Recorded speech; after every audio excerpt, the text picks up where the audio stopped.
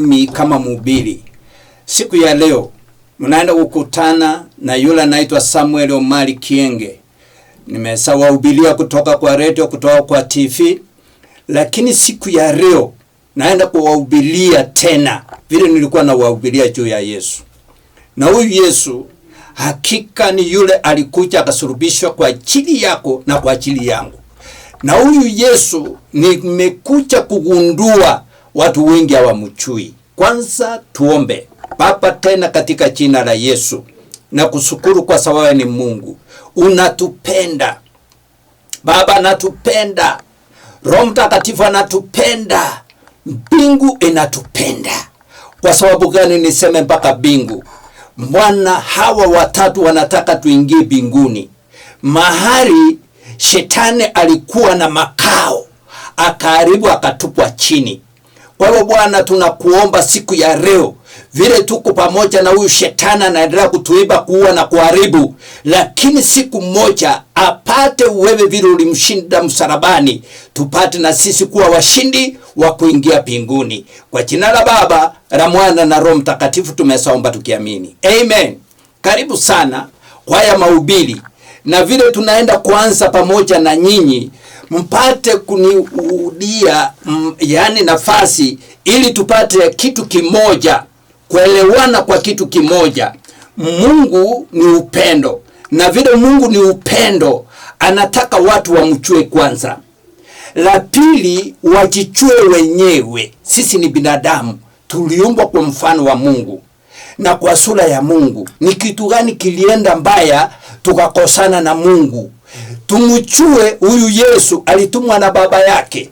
Alitumwa hapa duniani kuja kufanya kitu gani? Alikuja hapa duniani kufanya shughuli moja, kuondoa dhambi zile binadamu waliwekewa na shetani kwa uchanja, kwa ukora, lakini hakutulazimisha, ni sisi tulikubali. Kwa hivyo ndugu yangu, unaenda kufuata mambo mazuri sana. Unamjua Yesu? Leo hii ndio topic. Lili unamjua? Wacha tufungue Yohana 1:1. Inasema hivi, in the beginning was the word, and the word was with God, and the word was God. Kwa hivyo Yesu hapo zamani alikuwa anaitwa Neno. Na sisi wakati mwingi tunakosea kuhubiri maneno. Ndio maneno ni mazuri, lakini itaweze karete mambo yale unawaza kivyako, unafikiria itaweze kasaidia binadamu. Lakini yule ataweza akatusaidia ni yule hapo zamani alikuwa anaitwa Neno. Na huyu Neno ndio Yesu. Ukiona 12 verse 12 inazungumza mambo mazuri sana. Inasema alikuja kwa wake na wake hawakumkubali, lakini yoyote yule alimwamini alimpatia uwezo kuitwa mwana wa Mungu. Brother and sister, wacha nikwambie kitu kimoja. Mungu iko pale, na ndio maana mimi nataka kumjua Yesu. Na nikupatie nafasi na wewe upate kumjua Yesu. Huyu Yesu alikuwa na baba yake, na huyu baba alikuwa anaitwa Mungu. Na huyu Mungu wakati walikuwa pamoja, wacha nikuambie, hata kabla ya mwanzo, watu wengine wanasoma hiyo jina mwanzo, lakini mwanzo ni matendo. Tulianza kuona iko wakati Yesu pamoja na baba yake pamoja na Roho, wacha nikuambie, walikuwa wanakaa tu, lakini hawafanyi chochote. Na kile walikuwa wanapanga ni kupanga vile wataumba mbinguni na vile wataumba hapa duniani, na ni nani wataumba akae mbinguni. Ndio maana tunapata hata Lucifer alikuwa mbinguni. Kwa hivyo citizenship ya shetani ilikuwa mbinguni. Ndio maana unapata yeye iko na nafasi kwenda kutustaki hapo mbinguni. Ndugu yangu, wacha nikuambie, wale walisaliwa hapa duniani ni mimi, lakini kitu kisuri, Yesu akakuja hapa duniani akasaliwa kibinadamu. Hapo ndio iko furaha ndugu yangu. Binadamu anasaidia binadamu mwenzake. Yesu alikuja ili akusaidie kibinadamu. Mwili wake upate kuwa kama dhabihu msalabani, upate kufaidika naye. Damu yake mwagike ili usafishwe kutoka kwa kila aina ya dhambi. Ndio maana msalabani alisema yote imeisha. Baba wasamea wajui kile wanatenda. Kwa hiyo ndugu yangu, wacha tujue mambo matatu. very very important, na hiyo ni goals for every workshop.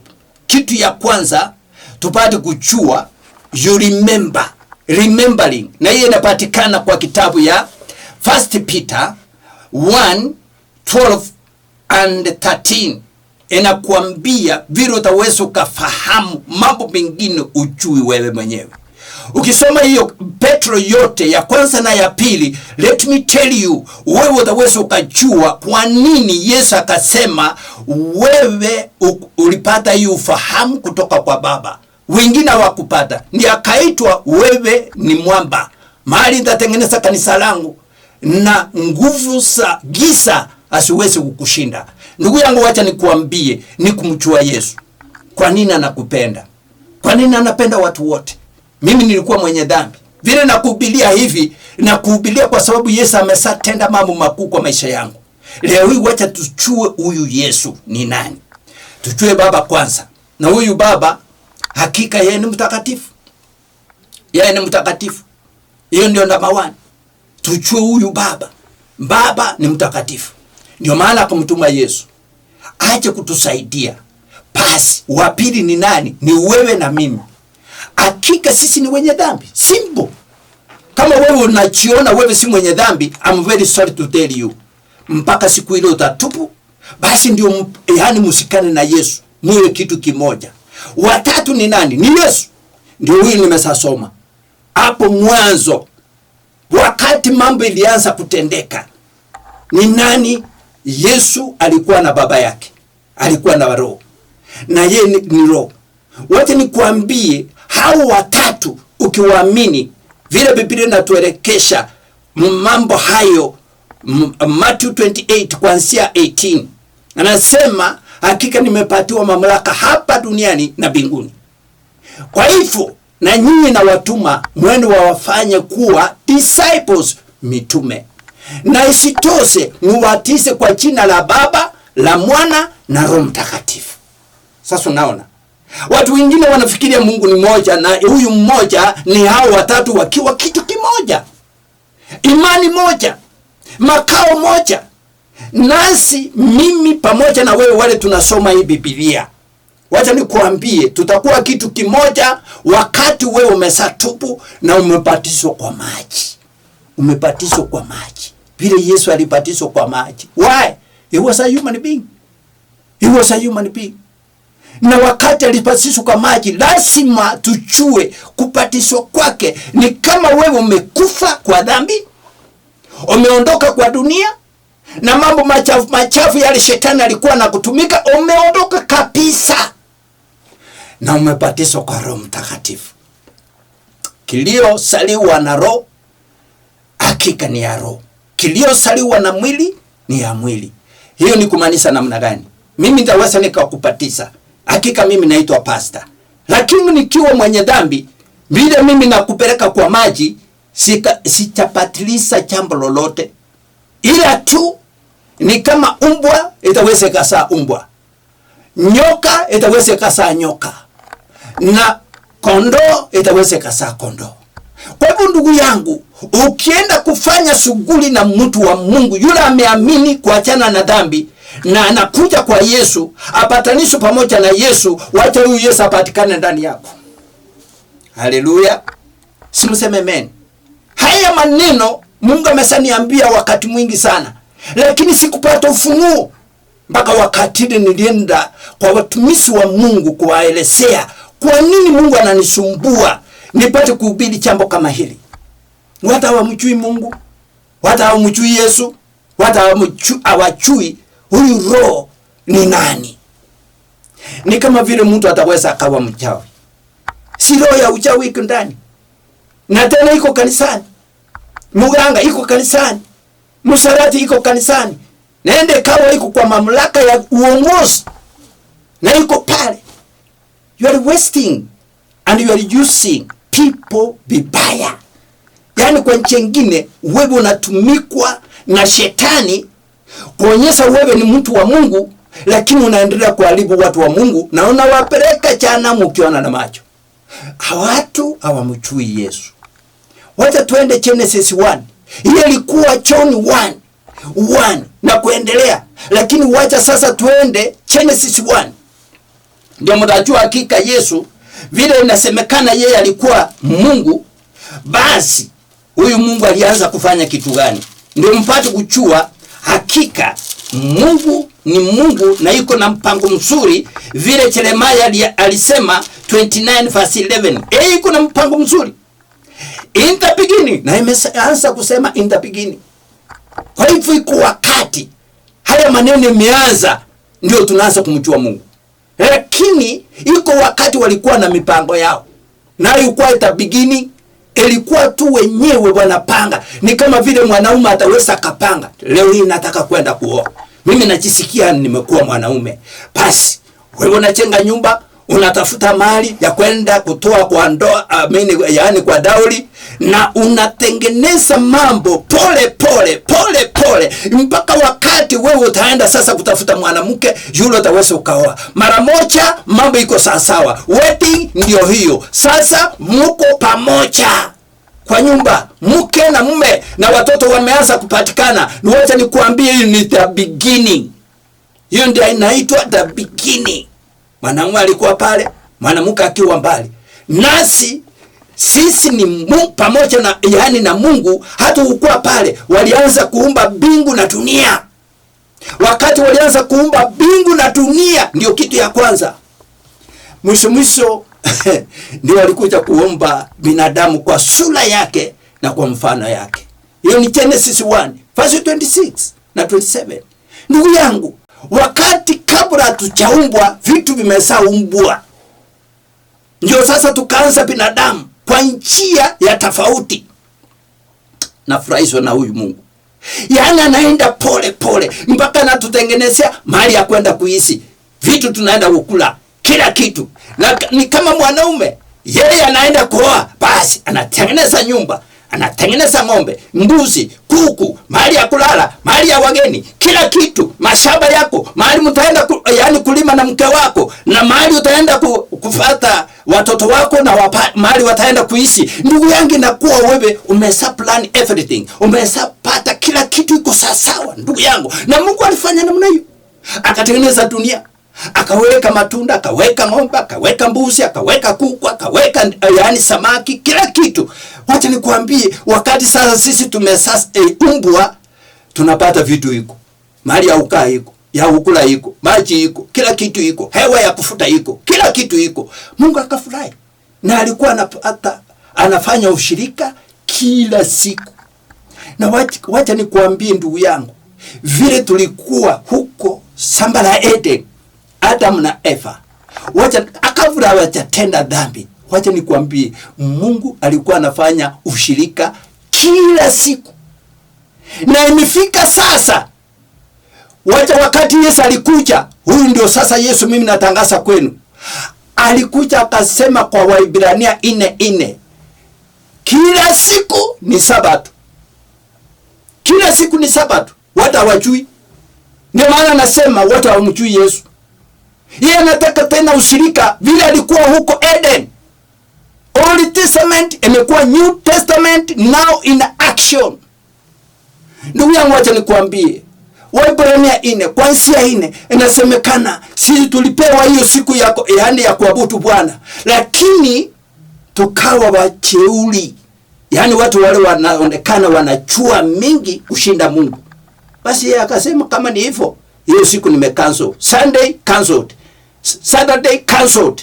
Sasa ni nini? Ni siku ingine, na hii inaitwa leo.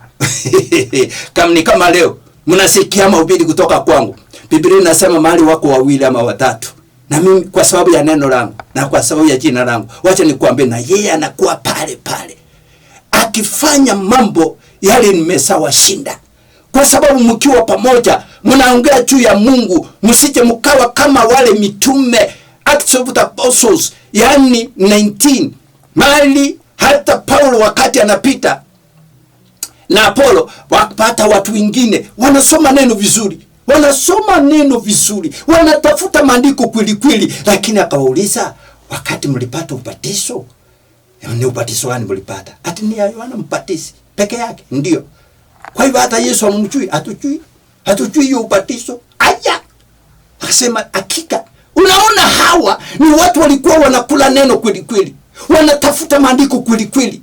Na wanakaa pamoja, but they were not baptized by the Holy Spirit. Ndio wakabatizwa. Wacha nikuambie, wakati walipokea Roho Mtakatifu, kwa sasa wakanijua huyu Yesu hakika yuko pamoja nasi. Vile Matthew 28 verse 18 mpaka 20 inasema, mimi Yesu hakika sitawaacha kama wayatima, nitakaa na nyinyi mpaka mwisho wa dahari. Kwa hivyo si Yesu sasa ni Roho. Ataweza akawa ndani yako. Ukiwa kwa kitanda, yeye iko na wewe. Ukiwa unatembea, iko na wewe. Kama vile nahubiri, mimi iko na yeye. Na nataka mumjue.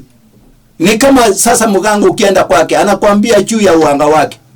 Upate kumjua huyu ni mtu shujaa. Lakini akifanya maneno kwa sababu ni ya binadamu, anafeli. Lakini anaendelea kutanganya watu. Lakini Yesu hawezi kutanganya. Baba hawezi kutanganya. Roho Mtakatifu hawezi kutanganya. Haiwezi ndugu yangu, haiwezi. Kwa hivyo wakati unaona mtu yuko mgonjwa, hajui yeye aliumbwa, magonjwa ilikuwa pale. Shetani alikuwa pale. Maovu ilikuwa pale. Lakini ukiwa hayo yote, wewe iko dominion, yani unatawala dunia, hata magonjwa haiwezi kukushinda ndugu yangu. Mauti haiwezi kukushinda. Ndio maana Biblia inasema tumeondoka, wale tumesamwamini Yesu na maneno yake, na tumesamwamini yule alitutuma, yule alimtuma. Wewe hata Baba anakupenda. Nao wawili wanakuja kwako, wanafaa makao kwako, kwa binadamu. Kwa hivyo kanisa mzuri ni mtu. Ni mtu. Yule amesamkubali Yesu, analete na Baba yake, wanaingia ndani ya mtu. Ni kama vile mtu anakunywa pombe, na wewe akitembea hapo, wewe unajua huyu mtu ni mlevi. Na lazima kuanzia siku ya leo, watu waanze kukujua hakika wewe iko ndani ya Yesu. Ama unajua maandiko tu. Unajua maandiko tu. Na kujua maandiko si kitu kibaya. Wewe enda tu yani Yohana 5 mstari wa 39. Na uende mstari mwingine 2 Corinthians 3 verse 6. Inatuelezea juu ya maandiko. Maandiko kujua ni vizuri, ndio tunamjua Mungu. Na mtu alikwambia usiwe na Biblia, wewe anataka kupoteza. Kuwa na Biblia ni kitu kizuri. Lakini kumjua Mungu, you must take a step. Yani lazima uchukue hatua. Vile mwanaume anachukua hatua kutafuta mwanamke. Haleluya. Mwanamke atakuja kwa sababu wewe unamtaka. Watajuaje wewe unamtaka? Lazima uende kumtafuta. Kama ni kwa soko uende. Mahali unajua wanauswa uende pale. Lakini mimi najua lazima utafute mwanamke, alafu mpende na yeye akupende, basi mtengeneze mambo ya ndoa. Simple and clear. Hakuna mambo mengine. Lakini sasa iko watu wengine hawajui hiyo. Hawajui hiyo. Wanajua tu mimi nataka kwa oe wapi. Ndio maana utapata hata mlevi. Ndio maana utapata mchawi. Ndio utapata mwingine. Si Samson alitafuta mwanamke kwa mawazo yake. Wazazi wanamwambia tafadhali usienda hapo, enda mahali hapa upate mwanamke mzuri. Ikawa namna gani? Yeye akasema mimi yule napenda ndio nitaoa. Akaoa kulingana na sura, lakini akaoa wala hawamchui Mungu wetu. Alifanya namna gani? Si mnajua mambo ya Samson? Alitolewa macho na akakufa kifo mbaya. Kwa hivyo ndugu yangu, hii Biblia ni mzuri kujua. And hapa ndio tunamjua Mungu. Anataka nini na binadamu. Kwa hivyo kama mimi naenda mashule kadhaa, lazima nisikie mwalimu wangu ananifundisha nini. Na anachukua ufunuo kutoka kwa watu wengine. Ndugu yangu usichokakaa vile unakaa kwa njia zako. No way. Wewe chukua hatua kujua mambo mengi kutoka kwa watu wengine. Nikipata mwesiti lazima nijue mambo mengine kutoka kwake. Mkatoliki tasema. Mtu wa Pentekoste tasema. Lakini nikijua huyu mtu ni devil worshiper, no way. Hata niambie mambo ya Biblia, mimi nitamwangalia tu na macho na niwache. Why? We are brothers and sisters. I don't know why there is a difference. Kwa sababu wewe ni Mkatoliki, huyu ni Mwesidi, huyu ni Mpenda. I don't know, kwa sababu Biblia tunaye ni moja. Kile ninachua mtu ataweza akachukia mwenzake kwa sababu ya dini, kwa sababu yeye ana Yesu, kwa sababu yule iko na Yesu. Ile upendo inaandikwa kwa Yohana 3:16 lazima itimie kwa maisha yake. Simseme amen. Wacha nikuambie ndugu yangu, Mungu wetu anatupenda na anataka sisi tuhubiri upendo, na upendo kwa Yesu.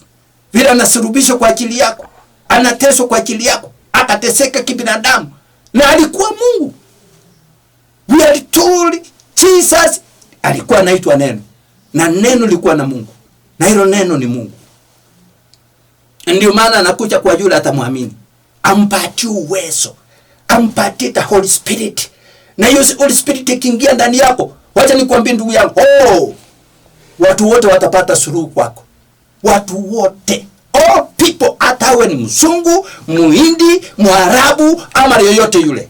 Mimi nilipendezwa sana kwa sababu mahali niliokokea ni Mombasa. Na unajua Mombasa watu wengi ni Waislamu. Na nilikuwa nakaa nao. Lakini wakati nilianza sasa kuhubiri Yesu. Nilianza kuhubiri. Niliokoka na kuhubiri Yesu. Waislamu wengi walikuwa wanakuja kwangu. Wanasema hakika sisi tunajidai ni watu wa dini wa Islamu, lakini tumeona Mungu wako iko na nguvu.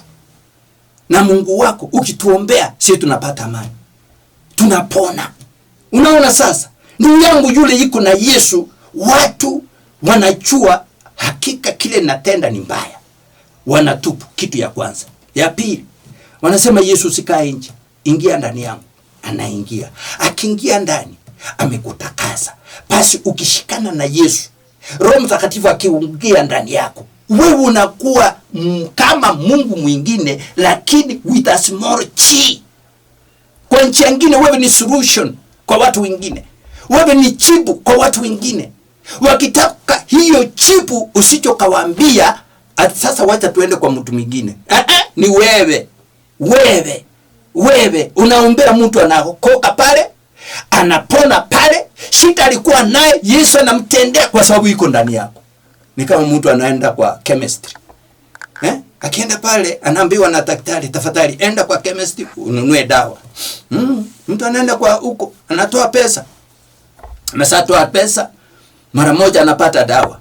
Akimeza kulingana na maagizo ya daktari, anapona. Utapata huyu mtu akisema, hakika kama si kuenda hospitali na daktari akanipatia suluhu ya kupata dawa mzuri, ili natembea na hiyo ugonjwa karibu, hakika mimi ningelikufa.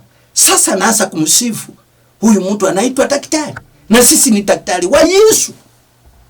Mchue Yesu tafadhali. Mchue Yesu, kwa sababu watu walimwona na macho. Alisaliwa kimwili kwa njia moja. Awe na mwili, yule damu yake itakuja kuwa usaidizi kwetu. Ndio maana yeye akasulubishwa. Na wakati uko msalabani, unasikia Biblia inasema alikuwa analia akisema, Eloi, Eloi, elama sabakitani. Hiyo ni kusema nani? Mungu wangu, kwa nini umeniacha? Mungu wake alimwacha kwa sababu hapendezwi na dhambi. Na dhambi zetu zote zikaingia kwake. Na wakati ziliingia kwake, kitu kimoja kikatendeka, sisi tulisamewa. Ndio maana akasema, Baba wasamee, hawajui kile wanatenda. Omali mimi si uko najua kile nilikuwa natenda. Wewe na wengine na wengine hakujua kitu gani tulikuwa tunatenda. Kwa hivyo usichokakaa kwa dini useme dini yetu ndio mzuri. Yesu ndio mzuri. Usichokakaa kwa kanisa yangu useme Yesu ndio mzuri. Angalia hata Yesu mwenyewe alikuwa na wanafunzi 12. Mmoja alikuwa mtoto wa shetani. Kawa kwa kanisa yako ama kanisa yangu tuko na mashetani wengi. Lakini wanaendelea kusifu kanisa yao. Na kanisa yako igwise ikawa njia, ukweli na uzima. Hiyo ni Yohana 14:60. Verse 6. Inasema vizuri, Yesu ndio njia, ndio ukweli, ndio uzima. Kwa hivyo hiyo uzima tunatafuta iko kwa Yesu. Na kama iko kwa Yesu, tafadhali chunguza kitu kimoja. Wewe unamjua huyu Yesu? Mnaweza kubaliana? Na Yesu yuko hapa duniani. Nani alikwambia Yesu hayuko? Yesu sasa ni roho. Hujawahi kusoma Yohana wa Korinto? Hujawahi kusoma? Yesu ni roho. Na wale wako na roho ya Bwana wako na liberty. Yaani kwa njia nyingine wako na uhuru ya kufanya kazi ya Mungu wakiwa na power, yaani wakiwa na nguvu. Sisi tunataka nguvu kutoka kwa Yesu. Na inunuliwi. Ukija kwangu unataka kitu kama hiyo, ndugu yangu, wewe upokee, yaani uponyaji kutoka kwa Yesu. Kitu ya kwanza ni kutubu na kuachana na dhambi. Namba 2, umwambie Yesu, takasa maisha yangu, unisamee na uandike jina langu kwa kitabu ya uzima. Watu wengine tunaandika majina yao kwa vitabu ya kanisa, na ina maana hiyo vitabu ya kanisa tutakuja kuacha hapa. Iko kalamu na karatasi mahali hakika jina lako linaandikwa. Vile wewe utaweza ukawa na simu, ukituma, mimi najua huyu ni fulani ananipigia simu. Na sisi ni hivyo. Ndugu yangu, wakati mwingine wewe ukiwa mwenye dhambi, ukianza kuomba, kumbe Yesu hakutambui. Na Biblia inasema wenye dhambi hakika hakuna siku hata moja ataweza akasikisa maombi yako.